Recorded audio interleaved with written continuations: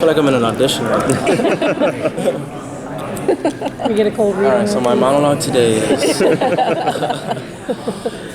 So your character spends a lot of time with Brendan Gleeson's, right? Yes. So how did you guys bond? Did you do anything special? Or? A lot of me and Brendan's bonding, it was all on set. We didn't do anything outside of the work, almost like Jerome and Bill wouldn't. Mm-hmm. You wouldn't really catch them at the local bar next to each other, but you will catch them in need of each other all the time. So same way with me and Brendan, I was always in need of him on set. When I got there, I was nervous. I mean, he's inspiring. He's a legend. He's been in countless projects that I've watched him do extremely well in. So I definitely had this sense of nerves. Just how do I compete almost, and how do I match it?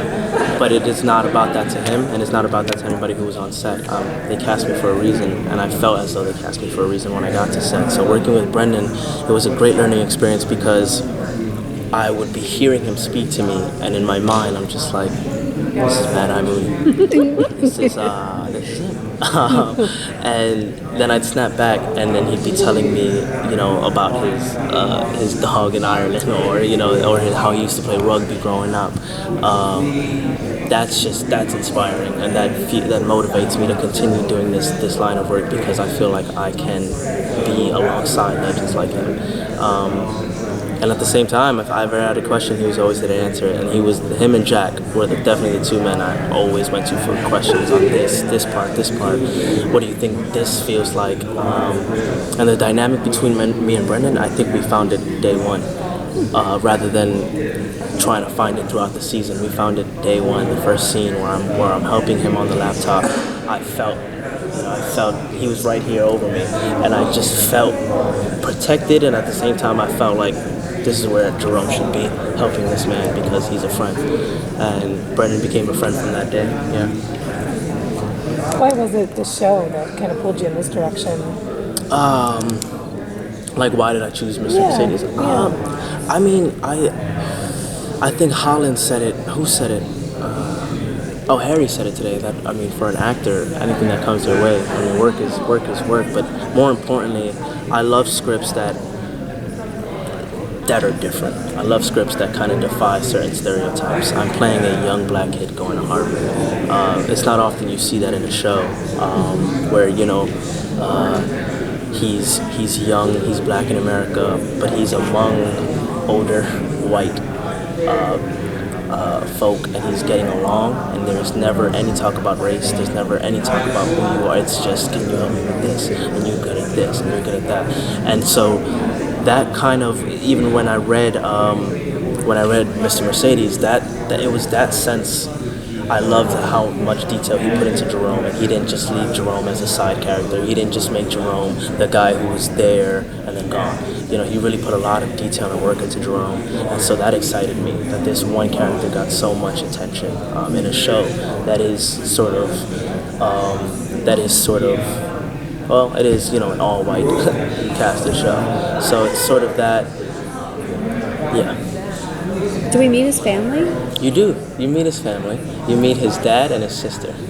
So, and then his dog Odell. So we have his dog Odell. Ziggy is his name. And so we get to. There's a couple episodes where you see the dad and you see Jerome and the way he has his family dynamic as well. Very good family that they have. Yeah. So as the mystery gets deeper, why does Jerome must know this is dangerous, and so why would he keep pursuing it? Yeah, it's kind of crazy. Maybe he is crazy. No, that's the thing about Jerome. He's never afraid of a challenge. I think that's what got him into Harvard. I think that's what got him to where he's at now, to that sort of place in his life. He's carefree. He doesn't think too much, which is sometimes a problem. Hodges thinks so much, and he gets so deep into his head, and that's where Brady can manipulate him. Jerome, what's in front of him is his only care, and he'll take care of it. So, and it also comes with the love he has for Hodges. Hodges is such a Jerome knows that Hodges is very unstable. I mean, he makes jokes of it. That's Jerome's fun. But Jerome, at the same time, knows that he's needed and he has this important place in Hodges' life. And I don't think he'd ever want to abandon him the way he wouldn't abandon his dog. You know, he loves everything and he loves people. He sees the good in them. So even when something like that approaches him, I think it kind of goes, I'm a hero, I'm a superhero, I'm here, I got your back. But don't get me wrong, fear. Fear everywhere. You know, he's definitely full of fear, and that's why I think that's why he continues to stay around. Like, he needs to get this fear off. He needs to know that this killer's gone. So he's gonna work with Hodges to do it. What's the tone? The tone of the character of the show? Definitely expect some dark tones, but Stephen King is a king of humor within that darkness, you know? So it's not like the whole time you're just like, oh my God, this is terrifying. There's a lot of humor. It's all character driven. So it's not like you should, I wouldn't say expect the pop-outs and the flashy gore and the flashy this that makes what horror is. It's more so, I like to see it as a drama more than a horror or a thriller. You know, I like to see it as you're getting into the lives of these characters and you're thinking as these characters now. You're not just wondering if the killer's gonna kill them or if the killer's gonna kill them. You know, which is how I watch movies, you know. I watch who's next to die. It's more so, you know, who's next to go through another mental breakdown, or who's next to figure out this piece, or who's next to see that the ice cream man is the killer. You know, it's a thinking game to me, you know. So the tone is more so think rather than expect to be terrified, except it's terrifying. You know. Yeah. I love the dynamic of the older man and the younger guy, and he knows all the social media stuff and everything like that, and this guy knows nothing about it. How into this are you? It's relatable. I go home and talk to my grandma, and we'll have the same conversations that me and Bill had. You know, so it's funny. I think it's cool because there is that sort of barrier these days between an older generation and a younger generation, and the biggest barrier probably is technology.